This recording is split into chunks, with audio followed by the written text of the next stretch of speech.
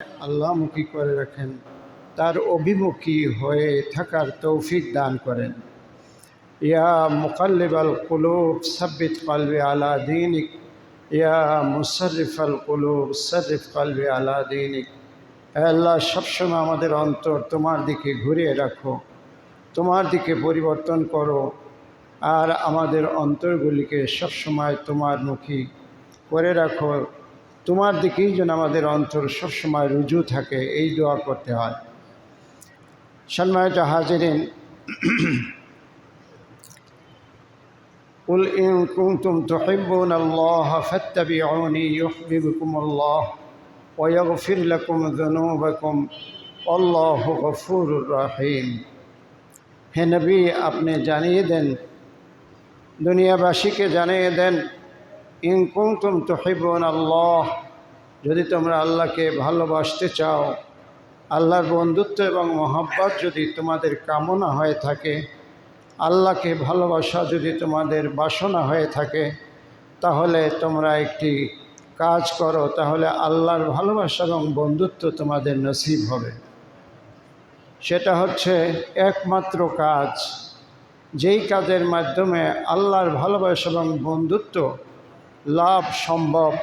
সেই কাজটি হলো রাসূলের ইত্তেবা করা, রাসূলের আনুগত্য করা, রাসূলের আনিত দ্বীন মেনে নেওয়া, আল্লাহর রাসূলের তরিকা অনুযায়ী নিজেদের জীবন পরিচালনা করা। যদি আল্লাহর রাসূলের তরিকা অনুযায়ী জীবন পরিচালনা করো, তাহলে প্রকারান্তরে তোমরা যেন আমি আল্লাহকে বন্ধু বানালে, আমার মহব্বত তোমাদের লাভ হয়ে গেল। আল্লাহ পাকের মহব্বত লাভের একমাত্র শর্ত হচ্ছে মুহাম্মদুর রাসূলুল্লাহ সাল্লাল্লাহু আলাইহি ওয়াসাল্লামের দেখানো পদ্ধতিতে আল্লাহর হুকুম পালন করা। ফাত্তাবিউনি ইউহিব্বুকুমুল্লাহ, যদি তোমরা আমাকে ইত্তেবা করো, আমার সুন্নাহর অনুসরণ করো, আমার নবীর তরিকাকে আঁকড়ে ধরো, তাহলে তোমাদের সবচেয়ে সফলতা এবং বড় পুরস্কার হলো যে আমি আল্লাহ তোমাদেরকে বন্ধু বানিয়ে নেব। নবীর আনুগত্য যদি তোমরা করো, রাসূলের সুন্নাহর অনুসরণ যদি তোমরা করো, তাহলে তোমাদের একমাত্র এবং মহান পুরস্কার হলো আমি আল্লাহ তোমাদেরকে আমার বন্ধুত্ব দিয়ে দেব। ইউহিব্বুকুমুল্লাহ, আল্লাহ তোমাদের ভালোবাসবেন। এমন না যে তোমরা আল্লাহকে ভালোবাসবে, নবীর ইত্তেবার কারণে আল্লাহ আমাদেরকে ভালোবাসবেন। বিদায় রাসূলের ইত্তেবা এবং তার অনুসরণ, তার তরিকার মেনে চলা, মেনে নেয়া, এটা হচ্ছে আল্লাহ রাব্বুল ইজ্জতের ভালোবাসা পাওয়ার একমাত্র শর্ত। এই শর্ত পূরণ করলেই আল্লাহ আমাদের ভালোবাসবেন, আল্লাহ আমাদের বন্ধু হবেন, আল্লাহর আমরা পেয়ারা বান্দা হব। এই শর্তটা শুধুমাত্র পালন করলে। শর্তটা কি? রাসূলের অনুসরণ করা, রাসূলের তরিকা অনুযায়ী জিন্দেগি পরিচালনা করা। জন্ম থেকে মৃত্যু পর্যন্ত একজনের নমুনায়, একজনের দেখানো পথে, একজনের তরিকায় আমরা যদি নিজেদেরকে জীবন সাজাতে পারি, তাহলে আল্লাহ পাকের মহব্বত আমাদের জন্য অবধারিত হয়ে যাবে। শুধু তাই না, যখন আল্লাহ আমাদের ভালোবাসেন, তখন আল্লাহ পাকের নিজ থেকেই আল্লাহ আমাদের ভালোবাসবেন। কখন? যখন আমরা ভালোবাসার উপযুক্ত হতে পারব। তো আমরা আল্লাহ পাকের আল্লাহ আমাদের ভালোবাসবেন, তাহলে আমরা উপযুক্ত হওয়া লাগবে না? তা আমরা উপযুক্ত হব তখনই যখন আমাদের কোনো গুনাহ থাকবে না, যখন আমাদের কোনো গুনাহ থাকবে না। আল্লাহ বলেন, আমার বন্ধুর তরিকা অনুসরণ কারণে আমি তো ভালোবাসলামই, এই ভালোবাসার আগে তোমার গুনাহ খাতা আমি মাফ করে দেব। আর গুনাহ খাতা মাফ করে দিলেই আমি আল্লাহর বন্ধুত্ব লাভ করা সম্ভব। নাপাক মানুষকে কি আল্লাহ পাক বন্ধু বানায়? এই জন্য বান্দাকে আল্লাহকে মাফ করে দেন, তারপরে রাসূলের ভালোবাসার কারণে আল্লাহ তার বন্ধুত্ব দান করেন। সুবহানাল্লাহ। আমরা সকলেই রাসূলের বন্ধুত্ব কামনা করি, আমরা সবাই রাসূলের ভালোবাসা চাই তো। তাহলে শর্ত একটাই, রাসূলের সুন্নাহ পালন করা লাগবে। এখন রাসূলের সুন্নাহ নানান রকমের আমি আলোচনায় বলি। এই সুন্নাহ নানান ধরনের আছে। কিছু সামাজিক সুন্নাহ আছে, কিছু ব্যবহারিক সুন্নাত আছে, কিছু অর্থনৈতিক সুন্নাত আছে, কিছু সামাজিক সুন্নাত আছে, কিছু রাষ্ট্রীয় সুন্নাত আছে, কিছু নানান ধরনের সুন্নাত কিন্তু রাসূলের জীবনে আছে। এই সবগুলি সুন্নাহকে আমাদের পথ যদি বানাতে পারি, এই সব ক্ষেত্রে রাসূল যেভাবে আমাদেরকে নির্দেশ করেছেন, আদেশ করেছেন, সেইভাবে যদি আমরা রাসূলের মতো করে পথ চলতে পারি, তাহলে আমরা আল্লাহ রাসূলের সুন্নাত মেনে চললাম। আর যদি তা না হয়, আমরা যদি রাসূলের সুন্নাহগুলির কোনো অংশ মেনে নিলাম আর কিছু অংশ আমার পছন্দ হয় না, সেটা মেনে নিলাম না, তাহলে কিন্তু আল্লাহ পাকের মহাব্বত পাওয়া সম্ভব না। আল্লাহ রাসূলের সর্বপর্যায়ের সুন্নতগুলি মানা লাগবে, নাকি আংশিক মানা লাগবে? সবগুলি মেনে নিতে হবে। তার জীবনের চতুর অঙ্গনে, চতুর্দিকে পৃথিবীতে বাঁচার জন্য মানুষের নানা স্থানে, পথে মথে, সামাজিকতায়, রাষ্ট্রাচারে, ব্যক্তি আচারে, পরিবারে, সব ক্ষেত্রেই আল্লাহ রাসূলের দেওয়া সুন্নাহ এবং পথ আছে। ওই পথও যখন আমরা অনুসরণ করব, তখনই রাসূলের সুন্নাত অনুসরণ করা হবে। কিন্তু বাস্তবতা হলো যখনই বলা হয় যে রাসূলের সুন্নাত অনুসরণ করতে হবে, তাহলে আল্লাহ আমাদেরকে বন্ধু বানাবেন, তখন আমাদের চোখের সামনে ভেসে ওঠে কয়েকটা জিনিস। রাসূলের সুন্নাত আর তরিকা বললে কয়েকটা জিনিস আমাদের চোখের সামনে ভেসে ওঠে। যেগুলি ভেসে ওঠে তার আবার প্রায় 40 থেকে 50 ভাগ সুন্নাতি না। আমাদের সমাজে সুন্নাতের যে রেওয়াজ, তার মতে অন্তত 50 ভাগ কোনো সুন্নাতি না এগুলি, অথচ সুন্নাত আকারে চলতেছে। আর যেই 50 ভাগ সুন্নাতের মধ্যে আছে, রাসূলের তরিকার মধ্যে আছে, সেই 50 ভাগের থেকে আবার কিছু কিছু বাছাই করে আমরা অনুসরণ করি।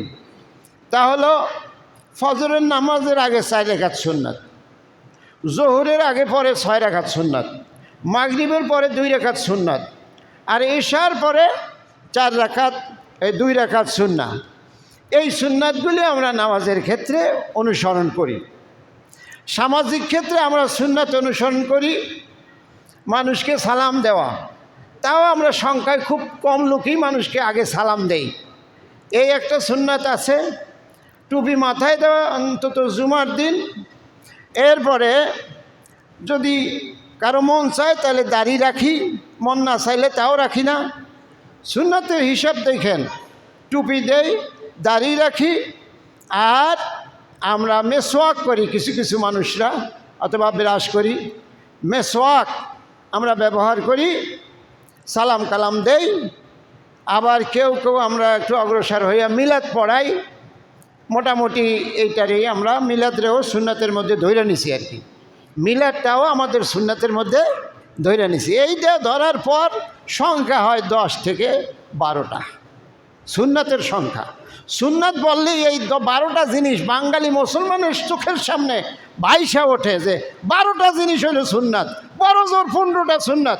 এর বাইরে কোনো সুন্নাত আছে বইলা বাংলাদেশের শতকরা 90 ভাগ মানুষ জানেও না, বিশ্বাসও করে না। যেহেতু জানে না, বিশ্বাস করবে কোত্থেকে? কথা কি ঠিক আছে কি না? অথচ আল্লাহ রাসূলের সুন্নাত হইল লক্ষ লক্ষ লক্ষ, জীবনের শুরু থেকে মরণ পর্যন্ত লক্ষ লক্ষ সুন্নাত থেকে 10-12টা সুন্নাত বাছাই কইরা বাঙালি মুসলমানরা মনে করে রাসূলকে ভালোবাসে, রাসূলের সুন্নাত মাইনা চলে।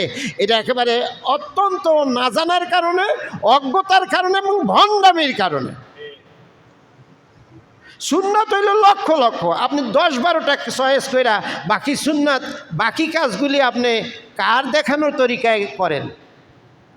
10-12টা সুন্নাত আপনি নবীর থেকে নিলেন, বাকি যে লক্ষ লক্ষ দুনিয়ার আপনি কাজ করেন, কত রঙের কাজ, ব্যবসায়ীর এক ধরনের কাজ, চাকরিজীবীর এক ধরনের কাজ, তারপরে আপনার ইমামের এক ধরনের কাজ, মুসল্লিদের এক ধরনের কাজ, শ্রমিকের এক ধরনের কাজ, রাজনীতিবিদদের এক ধরনের কাজ, ভোটারদের এক ধরনের কাজ, এইরকম কত সেক্টরে কত ধরনের মানুষ আছে, প্রত্যেকের হাজারো রকমের কাজ আছে। সবগুলি কাজের ব্যাপারে আল্লাহর নবীর কিন্তু সুন্নাত আছে, ওই সুন্নাতের খবর নাই। সুন্নাতের কথা কইলেই 10-12টা জিনিস চোখের সামনে ভাইসা ওঠে। এই বাঙালি মুসলমানদের আসলে রাসূলকে ভালোবাসা, জীবনের সব জায়গায় রাসূল যেভাবে বলেছেন সেভাবে যদি চলা হয় তাহলেই রাসূলের আনুগত্য করা হবে। সেভাবে আল্লাহ রাসূলকে আনুগত্য করলে আল্লাহর ভালোবাসা পাওয়া যাবে, অন্যথায় ভণ্ডামি হবে, মুনাফিকি হবে, প্রকৃতপক্ষে রাসূলের মহব্বতও পাওয়া যাবে না, আল্লাহর ভালোবাসাও পাওয়া। অন্তত আপনি আমি মানতে পারি বা না পারি, সবগুলি প্রথম বিশ্বাস করতে হবে যে না, এই 10 বার এটাই খালি সুন্নাত না, আরও অসংখ্য সুন্নাত আছে যা আমি পালন করতে পারি না। ওই সুন্নাতের ডাক যদি কেউ দেয় তখন আমরা বাপদাদার দোয়াই দেই, তখন আমরা ওই সুন্নাতকে অস্বীকার করি, মুখে অস্বীকার করি, কর্মে অস্বীকার করি। অথচ সব ক্ষেত্রে কিন্তু সুন্নাহ আছে। এই সুন্নাহগুনি রাসূলের এই পথ আমরা অনুসরণ করতে রাজি না। এই কারণে রাসূলের উম্মত হওয়াও কোনোদিন সম্ভব। এটা আমার গায়ের জোরের কথা না, এটা আল্লাহ এবং রাসূলের কোরআন এবং হাদিস থেকে কোট দিয়ে আমি আপনাদের সামনে প্রমাণ করছি এবং ইতিপূর্বেও বলেছি।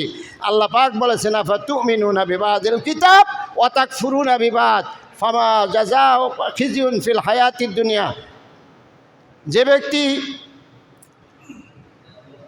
আফাতুমিনুনা বিবাদিল কিতাব ওয়া তাকফুরুনা বিবাদ, তোমরা কিতাবের কিছু অংশ মানবা আর কিছু অংশ মানবা না। কিতাবটাই রাসূলের পথ, এই কোরআনটাই রাসূলের পথ। সাহাবায়ে কেরাম রাসূলকে জিজ্ঞাসা করেছে, হযরত আয়েশাকে জিজ্ঞাসা করেছেন, হে আল্লাহ রাসূলের সহধর্মিণী, আল্লাহ রাসূলের চরিত্র কেমন ছিলেন? হযরত আয়েশা বলছেন, তোমরা কি কোরআন পড়ো নাই? কোরআনটাই তো হলো রাসূলের চরিত্র। বলেন সুবহানাল্লাহ। তো কোরআনে যা ওইটা আল্লাহ রাসূলের সুন্নাত, কোরআনে যা আছে সেইটা ফরজ তো বটেই, আবার ওটা রাসূলের সুন্নাত। আল্লাহ পাকের যেই হুকুম, আল্লাহর যেই হুকুমগুলি আল্লাহ ফরজ করছে আবার রাসূলও করছে, ওটা ফরজও আবার সুন্নাতও।